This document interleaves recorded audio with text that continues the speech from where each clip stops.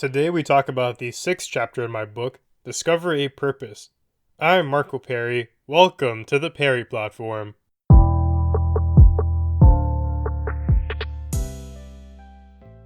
So we've now entered the sixth week in my book breakdown series, and therefore it's the sixth pillar, Discover a Purpose. And let's begin just by going over the fundamental presupposition of this chapter. It's really based on a quote from Friedrich Nietzsche. He says that a person with a why can bear almost any how. What does that mean? Essentially, it recognizes a couple of things. The first is that the world has no shortage of hardship. There are a lot of things here that can drag you down, make you lose motivation, make you wonder if it's even worth continuing, and really the key to combating that and continuing your forward movement is by having a why. Why? Why exactly are you doing this? Why are you working that job you don't like?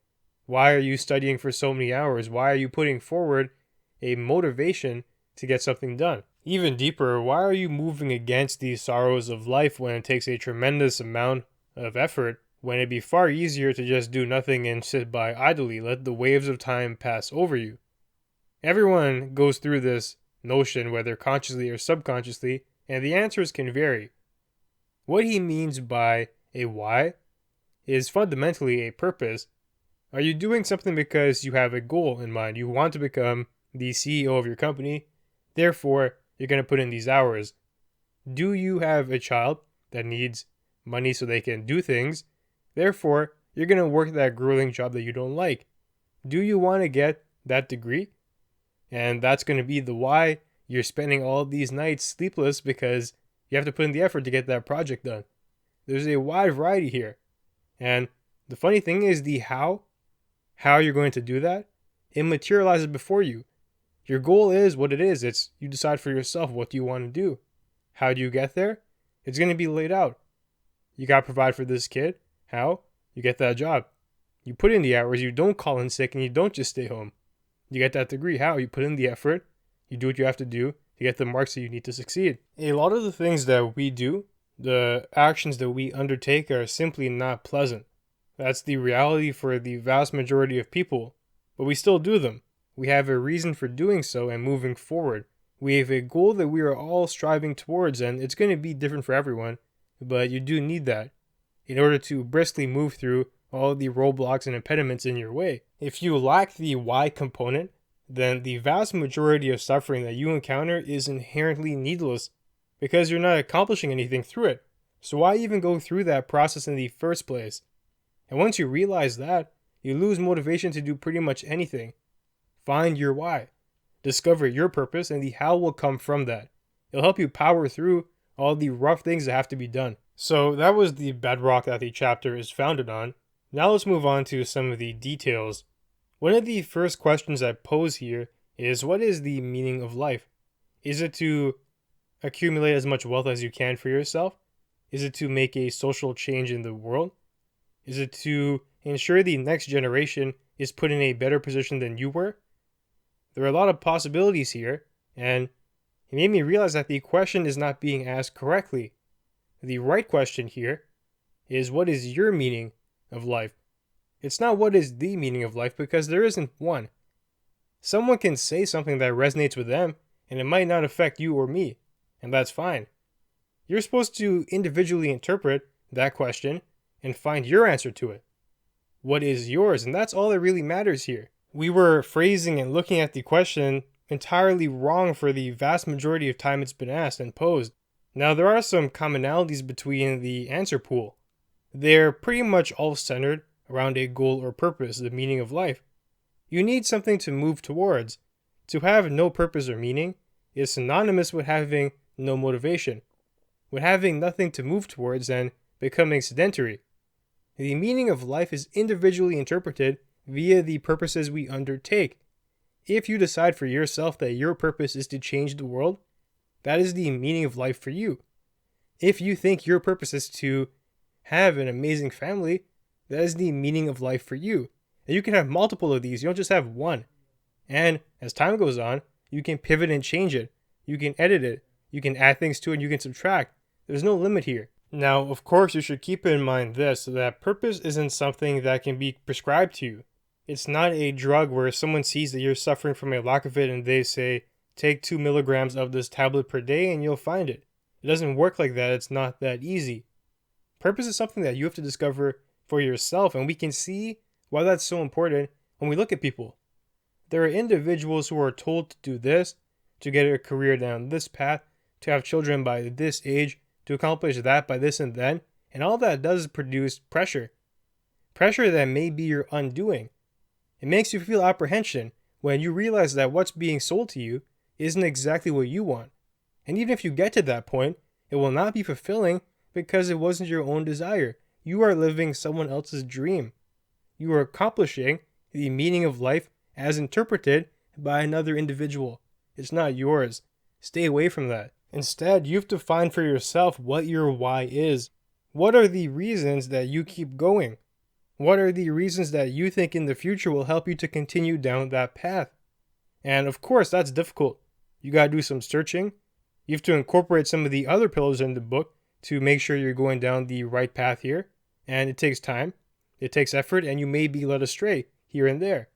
Of course, it's easier to think, hey, maybe someone who is in a better position than me can tell me what to do.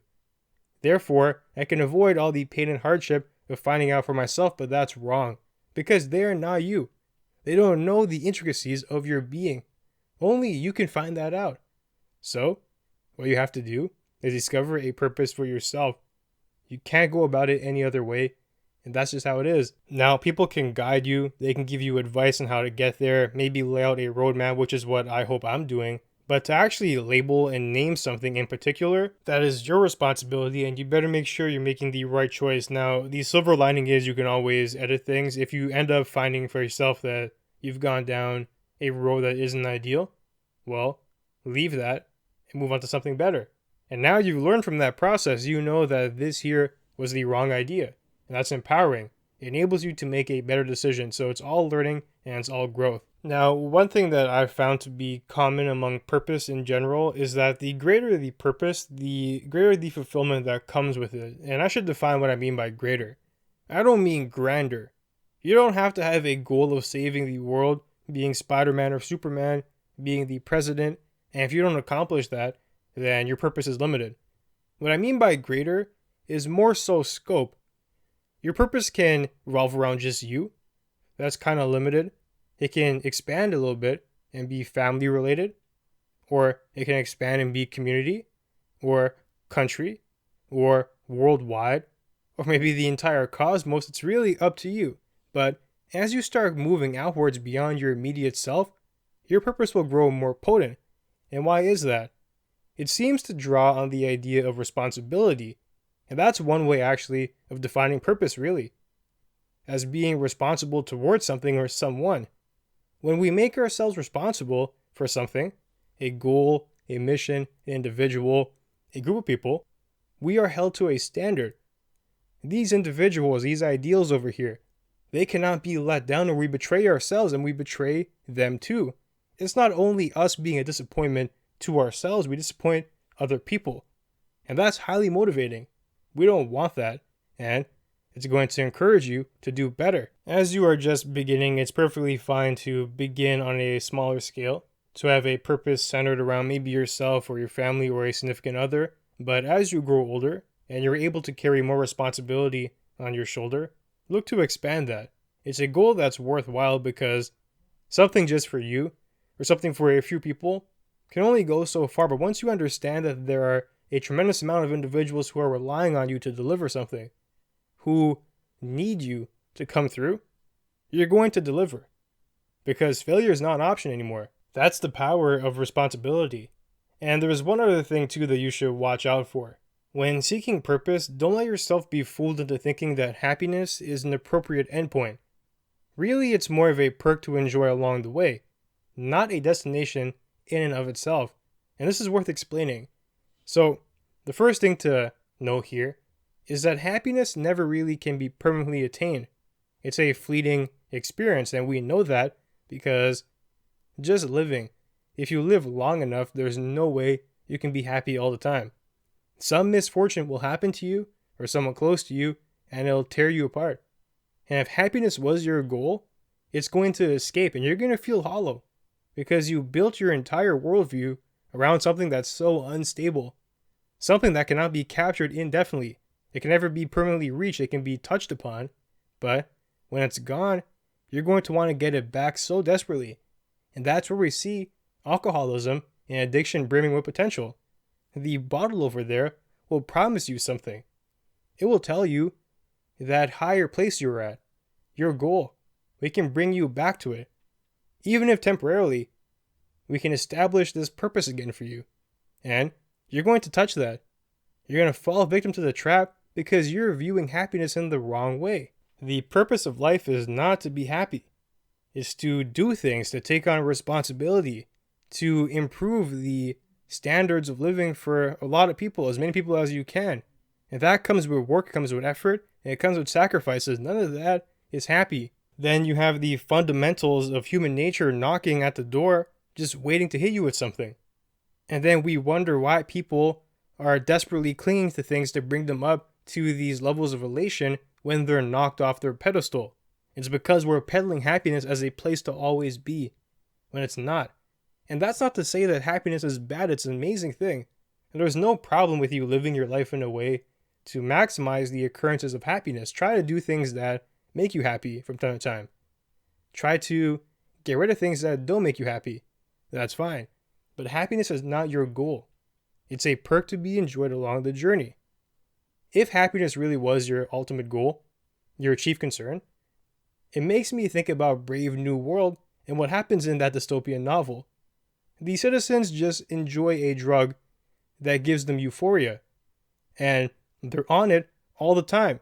When they have nothing better to do, they're on the drug. It's super happy for 8-12 hours a day, and I'm pretty sure you can go on it for weeks and months too. It's called Soma, I believe. It's obviously fake, but the notion stands here. That's where you get to if you think happiness is the chief goal. When you bring the idea to its logical destination, why don't we just be happy all the time, even if it means using a drug to do so? When you encounter a situation like that, it becomes painfully obvious that happiness never was the chief goal to aspire to in the first place because it inhibits you. It's something that you cling on because you're afraid of the realities of the world.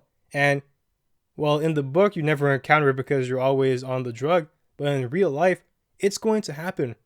You're going to find something that's not pleasant, something that's not happy, and you're going to be drawn to these types of drugs here. It's a very realistic portrayal of what happens with the mindset.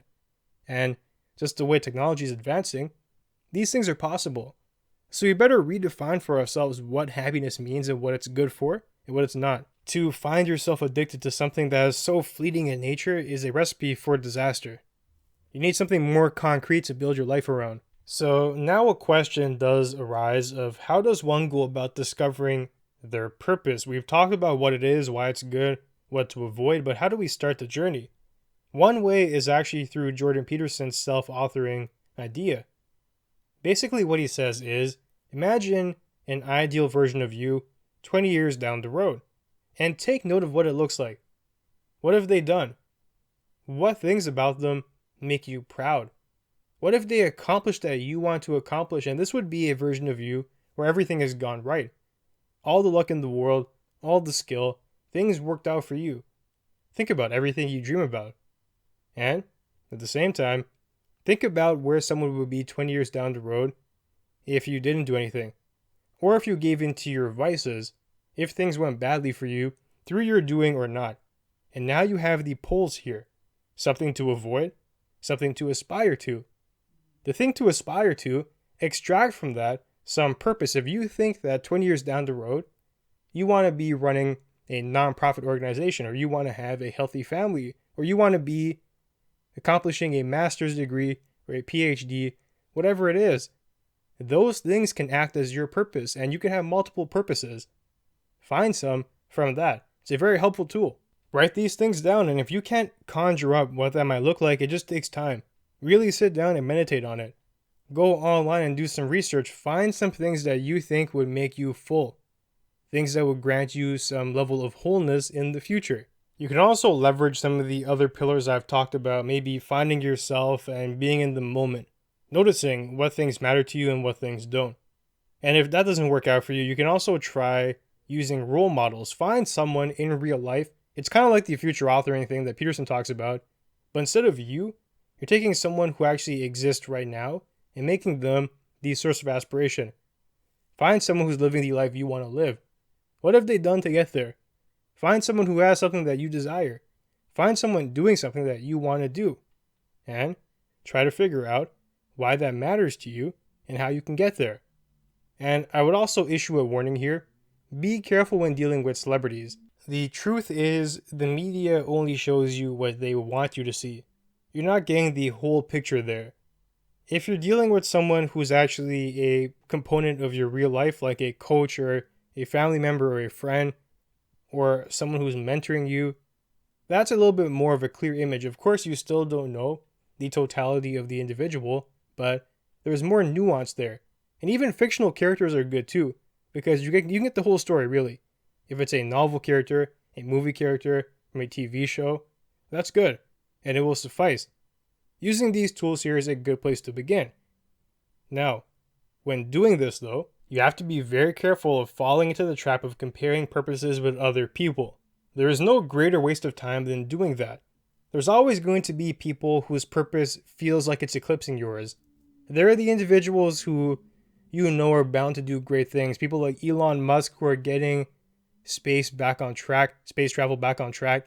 People who are bound to be presidents. People who are doing crazy things, who are solving poverty.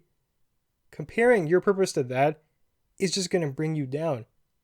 What really matters here and what you should focus on is yourself. I believe we touched on it before. Compare the past you to where you are now. That's the only accurate gauge to use. And at the same time, when you are reflecting on your own life, your story is centered around you, what you've done. It's amazing that other people are doing these things here, but disregard that. It's not highly relevant. You can use it to motivate you, but if it's bringing you down, let that go. All you do is sabotage your own potential, and that hurts you. It hurts the story that you'll be able to tell at the end of your days. Purpose really isn't like a liquid where we can quantify it, where you have the revolutionaries whose purpose is at 100 liters and you have yours only at 20. Purpose expands to fit the vessel. If you are doing something that you find worthwhile, something that's bringing you meaning, something that's helping you get through the harshness of the world, a source of inspiration or motivation, then you're doing well.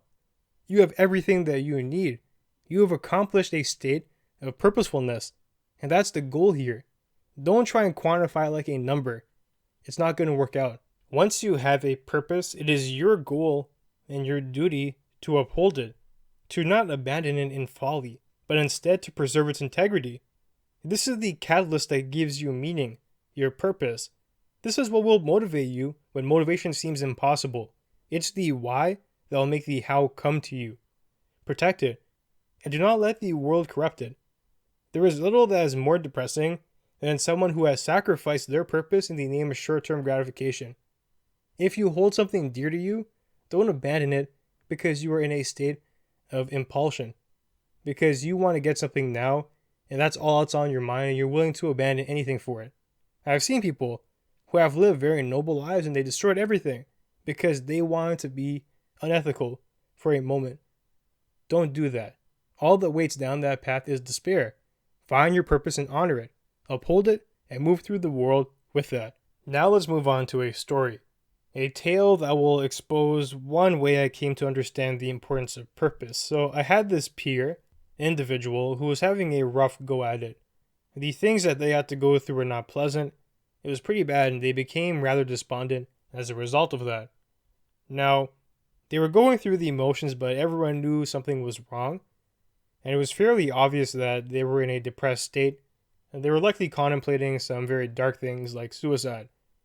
Now, a couple of observations here. They didn't do it. They were able to survive another day, another 2 days, maybe another 3 days, a week, a month, a year, and they kept persevering. Why did that happen? It seemed to me that they, whether consciously or subconsciously, were trying to cling on to something, trying to find a reason to continue going, even though to their mind, it may have not been evident that there was even one to gather. It may have seemed to them that it was hopeless, and that is what happens actually when you contemplate something like suicide. You find things to be hopeless. But still, there's a part of them that continues to look for something. A part of them that enables them to move on one more day, one more week, one more month, one more year, hoping that something will change, and who knows, it might. And that's enough to power them through. That's a sort of purpose. Simply seeking a purpose could be a purpose in that situation. It sounds kind of weird, but think about it. That's the motivating force that continues to power them through the hardship. And I can't exaggerate to you how rough their history was. After learning about it, it's no wonder that they're in a state like that, and that's the reality for a lot of people. I tried to wonder about what I could do to perhaps assist the situation. Preaching and giving a lecture wouldn't do much because when you are in a dark place, it's hard to see the light. What could have helped, though, was for them to internalize a stronger purpose. What they had there was a semblance of it. Internally, maybe subconsciously seeking something greater to help them get through it. If they could capture something to bring back some essence of living into their life, that would have been quite powerful, and I feel like it would have improved the situation tremendously. And at some point, they actually found something I could tell based on what they were posting and what they were talking about. Something that gave them joy. Something that gave them meaning. A purpose. And once that entered the system, they were able to make these dramatic changes in their mood, their well-being, and how they portrayed themselves. Things got better. Of course, whatever happened in the past to bring them to that low point, it still lingered. But it was being vanquished by this shining light now.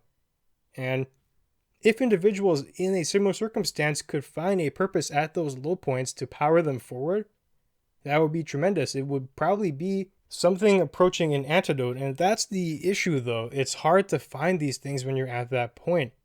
So, learning from this, you have to figure these things out before you fall to those depths of despair. Having it in your back pocket for when you need it will be very helpful. It will power you forward immediately. But having to find it, when it can be hard to find it already in a normal state, is just a big ask, and a lot of people are not able to pull it off. It's very depressing, and that's why I want you to try figuring it out right now. Having a solid purpose in your life is a way to mitigate the effects of depression and to stop thoughts of suicide and whatnot. And back to that topic, actually, the notion of ending things, it's interesting because really what the individual wants is not to die. What they do want is for whatever is hurting them to stop. The pain, the thoughts, the sorrow. They see suicide as a mechanism to achieve that end, but what they want is not that per se. It's only a means to get there. So that points out something, that there might be other ways to arrive at your destination of mitigating the suffering. So if you're in a spot like that, don't think there's only one way here. Now, of course, it's easy to assume that, but really think about it. You do not want that. I know you don't. The simple fact that you are moving on another minute, another day, another week, points towards another possibility here that you are looking for something to live for, a purpose, and we have to try and find that. Do not do something so rash as to end things when that's not even what you want. What you want is the pain to end, and I guarantee you there are ways to do that that are more productive. We can figure out a purpose for you. Things can get better. Give it some time. Who knows what could happen? Miracles happen every day. And that's what people not even doing anything. If you can put in some effort, put in some attention into finding out the answer to this puzzle here, I'm sure that you can get there. That you can get to a point, maybe not tomorrow, maybe not 1 month from now. At some point in the future, you will arrive at a destination where you are approaching fulfillment, where you've overcome the demons of your past and you're getting to a point where you feel whole again. When you're getting to a point where purpose is driving you forward, not holding you back. Strive for that. And this here is a very serious topic. If anyone is going through the motions and they do need help figuring things out, I do think that purpose can be a very powerful tool here. And you're having a tough time trying to manifest that, my services are always available for free. Advice, maybe trying to help you figure things out. I can be contacted in any way. On my website, there's a form. My email is on there. Social media. Whatever it is, just feel free to reach out and we can figure things out. This year is one of the greatest losses of potential because it's just not called for. And there are things we can do. You have to believe that. There are other things we can do to solve the problem. It's happened for other people. It's happened to the individual in the story I told you. The problem was solved through another means here, and they are far better off now than they were before. That can be you too. Just believe in it. Work with me and we can get there. And I do want to read this section out of my book because I feel like it summarizes this next part quite properly. There is a constant presence of potential embedded everywhere. Remember that you matter, and you have the power to change the world around you. You can make things different. You are not pigeonholed into a certain set of reality. Time is your ally in that regard. Give yourself some more time. Discovering a unique purpose for yourself will not only motivate you, it will help those around you. It will help you endure. Any purpose is desirable when you have none. Start small, start large, it doesn't matter. You just need to find one. A pet, a friend, a goal, a child, a dream, a passion, a hobby, a source of fun, a role model, a person you can't let down, a vision for the future, a vision for the world. There is no end to the possibilities here. Find something worth living for. There is something for everyone. If nothing else, I want you to try.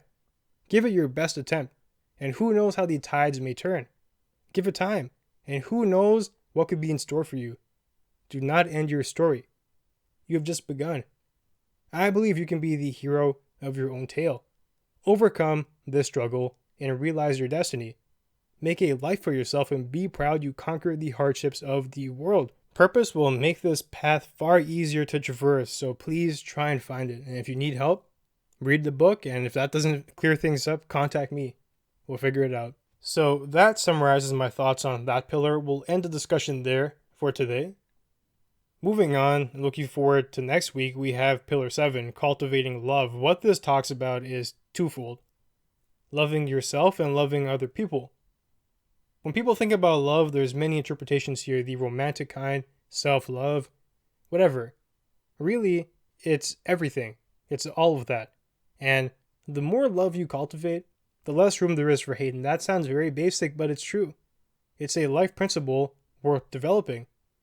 It'll help us get rid of some of the toxicity that plagues our world today.